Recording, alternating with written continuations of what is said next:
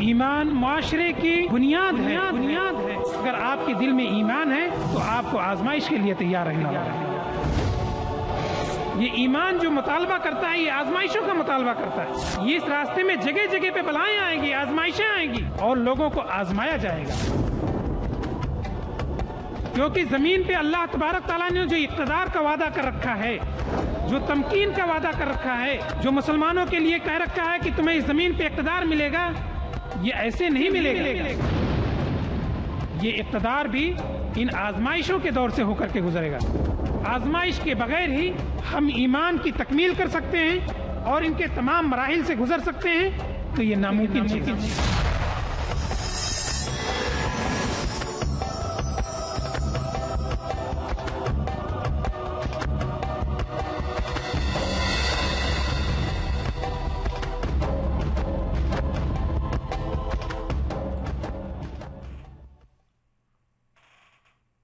ایک یتیم صحابی ہیں، صحرا میں رہتے ہیں اور بچپن ہی میں ان کے والد کا انتقال ہو گیا ہے۔ چچا ہیں، قبیلے کا سردار ہے، بہت ساری بھیڑ بکریوں کا مالک ہے۔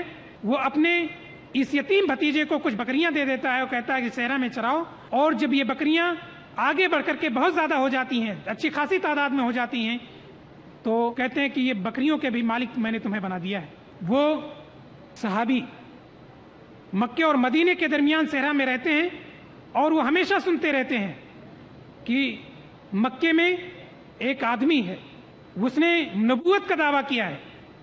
پھر قافلے آتے ہیں اور یہ سنتے ہیں کہ کفار مکہ نے اور قریش نے خاص طور سے اس آدمی کا سماجی بائیکاٹ کر دیا ہے اور اس کو شیب ابی طالب میں بند کر دیا ہے۔ پھر یہ ہوتا ہے کہ نبی اپنے اصحاب کے ساتھ مدینے کی طرف ہجرت کر گئے ہیں۔ دوسرا قافلہ آتا ہے کہ جنگ بدر واقع ہوئی ہے اور اس میں مکے کے بہت بڑے بڑے سردار مارے گئے ہیں، اور پھر اسی طرح سے قافلے آتے رہتے ہیں اور وہ یہ کہانیاں سنتے رہتے ہیں۔ آخر میں جب یہ سنتے ہیں کہ مکہ فتح ہو گیا ہے اور نبی کریم صلی اللہ علیہ وسلم نے اپنے جانی دشمنوں کو بھی معاف کر دیا ہے، تو وہ اپنے چچا کے پاس آتے ہیں کہ چچا اب حد ہو گئی، میں تو انتظار کر رہا تھا کہ جس طرح سے لوگ مدینے کی طرف جا رہے ہیں، کوچ کر رہے ہیں اور قافلے کی شکل میں، خاندان کی شکل میں جا کر کے اسلام قبول کر رہے ہیں، میں تو یہ بھی سمجھ رہا تھا کہ آپ بھی اپنے خاندان کو لے جا کر کے نبی کریم صلی اللہ علیہ وسلم کے دربار میں حاضر ہوں گے اور پورے خاندان کو اسلام قبول کرائیں گے، لیکن آپ سے تو نہیں ہوا، تو اگر آپ چل رہے ہیں تو فبہا و نعمہ، نہیں تو میں تو جا رہا ہوں۔ چچا نے کہا تم مدینے جا رہے ہو، تم اپنے باپ دادا کے دین کو چھوڑ رہے ہو، تم نے یہ آخر کیسے سوچ لیا؟ تو میں نے پروان چڑھایا ہے، یہ جو تم جوان ہوئے ہو اس کو تو میں نے کیا ہے، آخر تم کیسے جا سکتے ہو؟ اور اگر تمہیں جانا ہی ہے تو یہ جو بکریاں ہیں نا، اس کو چھوڑ کر کے جاؤ، یہ بکریاں ہم نے دی تھی، یہ میرا مال ہے۔ وہ صحابی کہتے ہیں کہ یہ بکریاں تمہاری ہیں، تمہیں مبارک ہو، لے جاؤ، یہ بدی ہوئی ہیں سب بکریاں میں چھوڑ کے۔ کہا یہ تمہارے جسم پہ جو کپڑے ہیں، یہ کپڑے بھی ہم نے تمہیں دیے ہیں، یہ کپڑے بھی نکال کر کے جاؤ۔ کہا یہ کپڑے بھی میں اتار دیتا ہوں، یہ کپڑے بھی لے لو۔ اور وہ پھر اپنی والدہ کی خدمت میں حاضر ہوتے ہیں اور کہتے ہیں کہ میں نے تو مدینے کا قصد کر لیا ہے، میں نبی کریم صلی اللہ علیہ وسلم کے پاس جانا چاہتا ہوں، مجھے اس ایمان کی لذت میں تھوڑی حلاوت محسوس ہو رہی ہے، میں وہ ایمان لانے جا رہا ہوں۔ تو وہ اپنی ماں سے اجازت لینے جاتے ہیں۔ ماں کہتی ہے کہ تم ہی ننگے پیروں سے جاؤ گے، تمہارے جسم پہ تو کپڑے بھی نہیں ہیں، آخر اس کیفیت میں کیسے جاؤ گے؟ یہ ایک کمبل ہے، اس کو لے لو۔ وہ اس کو دو ٹکڑے کرتے ہیں اور ایک کو ازار بناتے ہیں، دوسرے کو اپنے کندھے پہ ڈال لیتے ہیں اور چل پڑتے ہیں، اور ننگے پیر صحرا میں چلتے ہیں، رات کو چلتے رہتے ہیں، دن میں کسی جھاڑی کے نیچے رک جاتے ہیں، اور اس طرح سے وہ مدینے کا سفر طے کرتے ہیں۔ رات کے وقت جب مدینے پہنچتے ہیں تو گھاس پھوس کی ایک عمارت ہے، پورے مدینے میں سناٹا ہے، ہر جگہ لوگ سو رہے ہیں، لیکن ایک ایسی عمارت ہے جو گھاس پھوس کی ہے، اس میں کوئی دروازہ لگا نہیں ہے، اور اس میں وہ داخل ہو جاتے ہیں۔ جب وہ داخل ہوتے ہیں اور بالکل تھکے مادے ہیں، زمین پر گرتے ہی، فرش پہ گرتے ہی وہ سو جاتے ہیں۔ رات کے حصے میں نبی کریم صلی اللہ علیہ وسلم، یہ جو چھپر کی عمارت تھی یہ وہ مسجد نبوی ہے۔ رات کے وقت نبی کریم صلی اللہ علیہ وسلم उठ करके आते हैं और कहते हैं कि ऐ दो कंबल में लेटे रहने वाले तुम कौन हो, मन अंत या ज़ल बजादैन। वो अपनी गहरी नींद में सो रहे हैं, लेकिन नबी करीम सल्लल्लाहु अलैहि वसल्लम जब अपनी प्यारी आवाज़ में ये कहते हैं कि मन अंत या ज़ल बजादैन, ऐ दो कंबलों में लिपटे हुए आदमी तुम कौन हो, तो वो जो सूरत को देखते हैं, क्योंकि काफिले वालों के जरिए तो मालूम हो चुका था कि नबी करीम सल्लल्लाहु अलैहि वसल्लम की वो सूरत क्या है, नबी करीम सल्लल्लाहु अलैहि वसल्लम कैसे हैं, वो फौरन पहचान जाते हैं और वे कहते हैं कि अना अब्दुल इज़्ज़ा, मैं अब्दुल उज़्ज़ा हूं। नबी करीम सल्लल्लाहु अलैहि वसल्लम कहते हैं कि तुम अब्दुल उज़्ज़ा नहीं हो सकते, तुम अब्दुल्लाह हो, क्योंकि जो आदमी इतना चल करके आया हो ईमान की लज्जत के लिए, वो अब्दुल इज़्ज़ा तो नहीं हो सकता। कहा तुम अपने अब्दुल इज़्ज़ा मत कहो, बल्कि अब्दुल्लाह हो तुम। फिर अब्दुल्लाह सुलबजादैन अपनी पूरी कहानी सुनाते हैं। वो कहानी जब सुनाते हैं तो कहते हैं कि तुम्हारी कहानी बहुत ईमान अफरोज है, लोगों के दिलों को नर्म करने वाली है। सुबह जब होगी, सहाबा जब जमा होंगे, तो उनके दरमियान भी जो है तुम इस कहानी को पेश करना। जब वो इस कहानी को रखते हैं, सहाबा को सुनाते हैं, और वो मुकम्मल तौर से असहाबे सुफ़ा में शामिल हो जाते हैं। जब ग़ज़वे तबूक का मौका आता है तो कहते हैं या रसूल अल्लाह, मुझे शहादत चाहिए, मैं भी इस जंग में शरीक होना चाहता हूँ, मुझे शहादत मतलूब है। तो नबी करीम सल्लल्लाहु अलैहि वसल्लम कहते हैं, क्योंकि ये असहाबे सुफ़ा में से हैं, नबी करीम सल्लल्लाहु अलैहि वसल्लम की खिदमत करते हैं, आपके लिए वज़ू का पानी लाते हैं, आपके लिए मिसवाक लाते हैं। एक मिसवाक ला करके उन्होंने दी तो कहा इस रास्ते में जो कोई निकला, अल्लाह के रास्ते में मुहाजिर होकर के जो कोई निकला, तो इस रास्ते में कोई भी मौत आए, वो घर में मौत आए, बिस्तर पे मौत आए, या घोड़े से गिर करके मौत आए, वो शहादत की मौत हुआ करती है। ग़ज़वे तबूक में जाते हैं और वापसी होती है।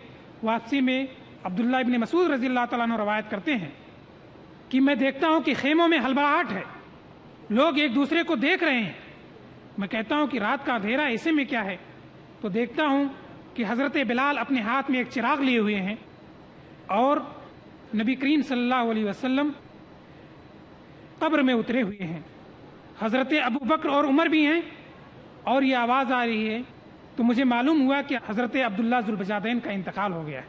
नबी करीम सल्लल्लाहु अलैहि वसल्लम हज़रत अबू बकर और उमर से कहते हैं अक्रिमा अखाक, अय अबू बकर और उमर, अपने इस भाई को थोड़ा एहतियात से उतारो, इज्जत और तकरीम से उतारो। क्यों? क्योंकि ये अल्लाह और उसके रसूल के खातिर ही इसने हिजरत की है, और अल्लाह और उसके रसूल के और इस दीन के गलबे के लिए ही इसने इस जंग में हिस्सा लिया है। और फिर नबी करीम सल्लल्लाहु अलैहि वसल्लम दुआ करते हैं कि अल्लाह, मैं इस बंदे से राजी हूं, तू भी इससे राजी हो जा। हज़रत अब्दुल्लाह इब्न मसूद रज़ी अल्लाह तआला अन्हु फरमाते हैं कि मैंने बड़े बड़े अकाबिर सहाबा के जनाजों में शिरकत की है, लेकिन मुझे कभी भी ख्वाहिश नहीं हुई कि काश मैं इस कब्र वाला होता। लेकिन उस दिन मुझे ये ख्वाहिश हुई कि ऐ काश मैं इस कब्र वाला होता, यानी ज़ुलबजादैन की जगह पे मैं कब्र में लटाया जाता, और नबी करीम सल्लल्लाहु अलैहि वसल्लम ये कह रहे होते। दोस्तों, ईमान जो है ये मुख्तलिफ तरह की आजमाइशों से गुजारता है। हज़रत सुमैया का वाक़या हो या हज़रत अम्र बिन जमूह का वाक़या हो। हज़रत अम्र बिन जमूह एक अंसारी सहाबी हैं, कबीले मुज़ैना से ताल्लुक़ रखते हैं। आपके पाँव में माजूरी है, आपके 4 बेटे हैं, ग़ज़वे बद्र में भी हिस्सा लेते हैं, और ग़ज़वे ओहद का मौका भी जब पेश आता है तो उसमें भी हिस्सा लेते हैं। हज़रत अम्र बिन जमूह जब नबी करीम सल्लल्लाहु अलैहि वसल्लम के पास आते हैं और वो ये कहते हैं कि ऐ अल्लाह के रसूल, मैं भी इस जंग में हिस्सा लेना चाहता हूँ, तो नबी करीम सल्लल्लाहु अलैहि वसल्लम से उनके बेटे ये सिफारिश करते हैं कि ऐ अल्लाह के रसूल, हम तो 4 भाई हाजिर हैं, आप अब्बू जान को कह दीजिए कि वो घर पे रहें। नबी करीम सल्लल्लाहु अलैहि वसल्लम से आप बहुत गिड़गिड़ाते हैं, कहते हैं कि क्या सिर्फ मैं इस वजह से कि मैं पाँव से माजूर हूँ, मैं शहादत के इस अजीम मर्तबे से महरूम रहूँ? नबी करीम सल्लल्लाहु अलैहि वसल्लम से हद दर्जा इसरार करते हैं, और नबी करीम सल्लल्लाहु अलैहि वसल्लम आखिरकार उन्हें ये इजाज़त मरहमत फरमा देते हैं। दोस्तों, हज़रत अबू तलहा अंसारी रज़ी अल्लाह तआला अन्हु रवायत करते हैं, वो कहते हैं کہ وہ ابو طلحہ جنہوں نے کہ غزوے احد کے موقع پہ اپنے ہاتھ کو نبی کریم صلی اللہ علیہ وسلم کے دفاع کے لیے مکمل طور سے آگے کر دیا تھا، اور اسی کے نتیجے میں آپ کا مکمل ہاتھ شل ہو گیا تھا، زندگی بھر کے لیے سن ہو گیا تھا، وہ کہتے ہیں کہ میں نے دیکھا کہ عمرو بن جموح رضی اللہ تعالیٰ عنہ کی شان ہی نہیں اس دن ایک بالکل نرالی تھی. وہ بار بار اپنے بیٹوں کو اکساتے تھے اور یہ کہتے تھے کہ اس طرف دوڑو، اس طرف دوڑو، جنت کی خوشبو مجھے ادھر سے آ رہی ہے اور جنت کی خوشبو مجھے ادھر سے آ رہی ہے. حضرت ابو طلحہ آگے کہتے ہیں کہ جب یہ آگے بڑھتے ہیں اور صفوں گرا دیتے ہیں اپنی معذوری کے باوجود، تو ہمیں یہ احساس ہوتا ہے کہ شاید ان کو کوئی عذر تھا ہی نہیں، ان کا جو لنگنا پن تھا وہ بالکل جیسے ختم ہو گیا ہے. اور اس جنگ میں حضرت عمرو بن جموح اور ان کے ایک بیٹے شہید ہوتے ہیں. جب یہ شہید ہوتے ہیں تو ان کی بیوی نبی کریم صلی اللہ علیہ وسلم کی خدمت میں حاضر ہوتی ہیں اور وہ کہتی ہیں، اے اللہ کے رسول، میرے خاوند اور میرا بیٹا شہید ہو گیا ہے، میں یہ چاہتی ہوں کہ میں اس لاش کو، اس میت کو لے کر کے جاؤں اور مدینے میں دفن کروں. نبی کریم صلی اللہ علیہ وسلم ان کی اہلیہ کی گزارش پہ اجازت مرحمت کر دیتے ہیں. اونٹ لایا جاتا ہے، دونوں لاشیں اس پہ رکھے جاتے ہیں، اور جب یہ کہا جاتا ہے، اونٹ کی نکیل جب لے کر کے مدینے کی طرف رخ کیا جاتا ہے تو اونٹ بیٹھ جاتا ہے، اور پھر جب لاشیں دوبارہ لا دے جاتے ہیں تو پھر کھڑا ہو جاتا ہے. وہ اونٹ جانے کے لیے تیار ہی نہیں ہوتا ہے. نبی کریم صلی اللہ علیہ وسلم صحابہ سے پوچھتے ہیں، کیا عمرو بن جموح نے کوئی دعا کی تھی؟ صحابہ عرض کرتے ہیں کہ ہاں، وہ میدان کارزار میں گھسنے سے پہلے انہوں نے یہ دعا کی تھی اور ہم نے اپنے کانوں سے یہ سنا تھا کہ اے اللہ، مجھے اہل و عیال میں دوبارہ نہیں لوٹانا، میں شہادت کی موت کے لیے آیا ہوں. نبی کریم صلی اللہ علیہ وسلم نے کہا کہ ٹھیک ہے، ان کی دعا قبول ہو گئی ہے، اب ان کو یہ جہاں پہ ان کی وفات ہوئی وہیں پہ دفن کر دو. دیکھیے دوستو، اس طرح سے ہوتا ہے کہ جب ایمان دل میں سرایت کرتا ہے تو چاہے وہ جان کی بازی ہو، چاہے وہ مال کی بازی ہو، چاہے وہ راستے میں جانے آنے والی کوئی بھی دشواری ہو، یہ سب آسان ہو جاتی، کیونکہ یہ قوت ہوتی ہے جو ان سب چیزوں کو بہت آسان کر دیتی ہے. ایک چیز کو اور بھی میں آپ کے سامنے رکھوں کہ ایمان اور مومنین جو ہوتے ہیں، یہ ان کا معاملہ جو ہے بہت عجیب ہوتا ہے.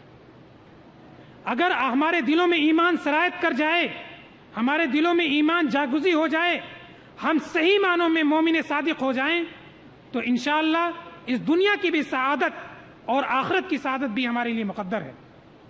من عمل صالحا من ذکر و انثى وهو مؤمن فلنحيينه حیاتا طیبۃ ولنجزینہم بأحسن ما كانوا يعملون. تم میں سے کوئی بھی مومن شخص کوئی بھی نیک عمل کرے، چاہے وہ مرد ہو یا عورت، تو ہم اس کو اس دنیا میں حیات طیبہ دیتے ہیں، اور آخرت کے لیے تو ہم نے یہ وعدہ ہی کر رکھا ہے کہ ہم اس کو جو کچھ اعمال کر رہے ہیں اس سے اچھا بدلہ دیں گے. یہ صبر اور شکر جو ہوتا ہے وہ اسی لیے ہوتا ہے. صبر کیا ہے؟ صبر ثبات قدمی کا نام ہے. ایمان کے راستے میں آنے والی تمام پریشانیاں، کچھ بھی پریشانیاں ہوں تو وہ جو چیز ہے وہ اس چیز کو آسان کر دیتی ہے. یہ ثبات قدمی کیا ہے کہ کوئی بھی چیز ہو، چاہے ہمارے لیے خوشی کے موقع ہوں، چاہے وہ غمی کے موقع ہوں. اور نبی کریم صلی اللہ علیہ وسلم کی سیرت سے تو ہم دیکھتے ہیں کہ نبی کریم صلی اللہ علیہ وسلم کو خوشیاں کیسے کیسے نہیں حاصل ہوئی. کیا غزوہ بدر میں ایک مٹھی بھر کا ایک بڑے لشکر پہ غالب آ جانا کم بڑی خوشی تھی؟ غزوہ خیبر میں فتح پا جانا کیا کم بڑی خوشی تھی؟ مکہ کا فتح ہو جانا کیا کم بڑی خوشی تھی؟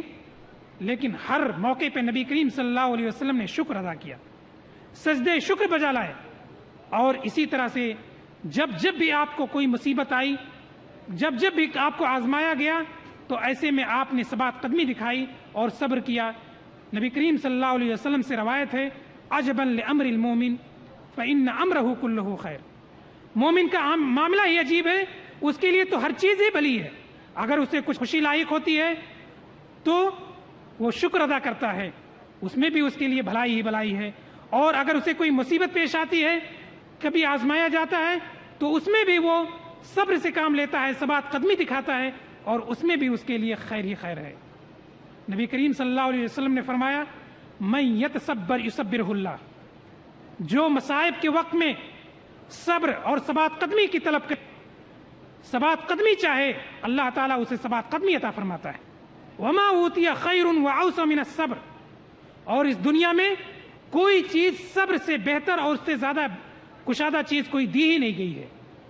दोस्तों, ईमान का तकाजा आजमाइश है, और आजमाइश का लाजमी तकाजा जो ईमान हमसे करता है वो ये कि जब भी हमारे सामने आजमाइश आए हम उसमें सब्र करें, क्योंकि इन्नमा युवफ़्फ़स साबिरून अजरहुम बगैर हिसाब।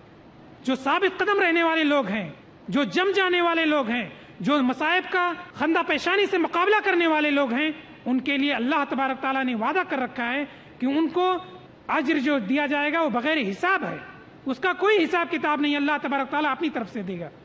तो जो साबरीन होते हैं, जो जम जाने वाले लोग होते हैं, तो उनके लिए इस दुनिया में भी जो है सआदत की जिंदगी है और आखिरत की फलाह और कामरानी और खुशनुदी है। दोस्तों, हालात आज भी बदल रहे हैं। मुख्तलिफ मुल्कों के अगर हम मुशाहिदा करें, दूसरे मुल्कों को भी देखें और हिंदुस्तान में भी देखें, हिंदुस्तान में अगर आप नौजवान हैं तो वैसे नौजवान आपको मुख्तलिफ मसाइब और मुश्किलात का सामना करना पड़ता है। अगर आप मुस्लिम नौजवान हैं तो मुस्लिम नौजवान की हैसियत से आपकी जिम्मेदारी बनती है कि आप इस ईमान के जरिए अपना सब्र और सबात कदमी का जौहर को अपनाएं और इसके जरिए उखरवी कामयाबी की तरफ गामजन हों। अल्लाह तबारक ताला से दुआ है कि हालात के नतीजे में हमें फिसलने से बचाए और ईमान हमारे दिलों में जागुज़ी फरमाए, और जो भी मसाइब और मुश्किलात आ रही हैं उसमें हमें साबित कदम रहने की तौफीक अता फरमाए। आमीन। रब्बना तक़ब्बल मिन्ना इन्नका अंतस समीउल अलीम व तुब अलैना इन्नका अंतत तव्वाबुर रहीम। सुब्हान रब्बिका रब्बिल इज़्ज़ति अम्मा यसिफून व सलामुन अलल मुरसलीन वल्हम्दुलिल्लाहि रब्बिल आलमीन। हाज़रीन किराम, ये थे जनाब रिजवान अहमद रफ़ीक़ी, जिनसे आप ईमान और आजमाइश इस मौजू पर एक पुरमग़ज़ और मालूमाती तकरीर सुन रहे थे।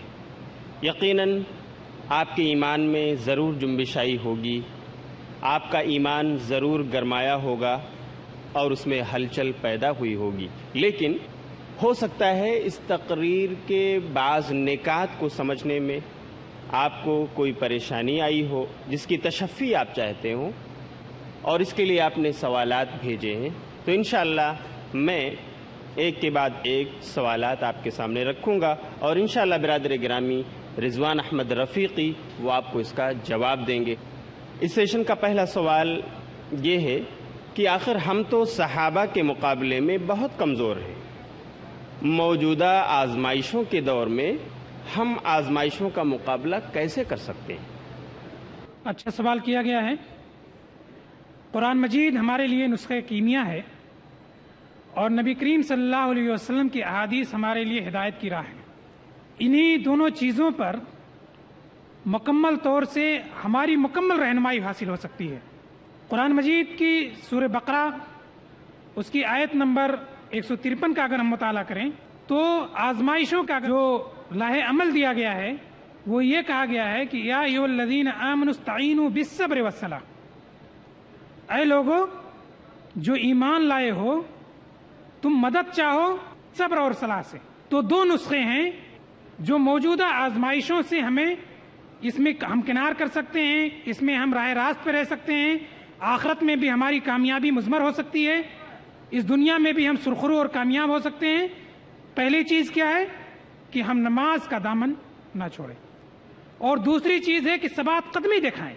नमाज के बारे में नबी करीम सल्लल्लाहु अलैहि वसल्लम को कोई भी परेशानी लायक होती थी, कोई भी मुसीबत आती थी, कोई भी ऐसे नाखुशगवार हालात पैदा होते थे, तो ऐसे में नबी करीम सल्लल्लाहु अलैहि वसल्लम नमाज की तरफ राग़िब हो जाते थे। फ़र्ज नमाजें नहीं, नफिल नमाजों की तरफ राग़िब हो जाते थे, क्योंकि बंदा नमाज के अंदर अपने रब्बुल इज़्ज़त से जो है मुताल्लिक होता है, उससे कंटेक्ट कायम हो जाता है। वो अपने दर्द को, अपने गम को, अपनी परेशानियों को अल्लाह तबारक ताला के साथ जो है शेयर करता है, अल्लाह तबारक ताला से बांटता है, वो पेश करता है और अल्लाह तबारक ताला उसका हल भी पेश करता है। और नबी करीम सल्लल्लाहु अलैहि वसल्लम से और भी है कि हज़रत बिलाल को कहा करते थे, अरिहनी या बिलाल, ऐ बिलाल तुम मुझे राहत पहुंचाओ। किस चीज़ से राहत? यानी तुम वज़ू के लिए पानी लाओ, मैं वज़ू करूं, नमाज पढ़ूं, इससे मेरे जिस्म में क़ुव्वत पैदा होगी और मैं मजबूती हासिल करूंगा क्योंकि नमाज एक ऐसी चीज है जिसके जरिए आदमी आजमाइशों में कामयाब हो सकता है। और दूसरे ये ईमान है, इसको मजबूती, ईमान ये दिल की मजबूती चाहता है, आदमी को कवी बनाना चाहता है। वो कुव्वत ये जिस्मानी कुव्वत से कहीं ज्यादा बालातर होती है। जब ईमान की कुव्वत होगी तो उसके अंदर सब्र होगा। तो दो चीजें ऐसी हैं जो मौजूदा आजमाइशों में भी हमारे लिए मशाले राह हैं, एक सब्र और दूसरी सलाह, दोनों स्वास्थ्य से हैं, तो दोनों का हमें एहतमाम करना चाहिए।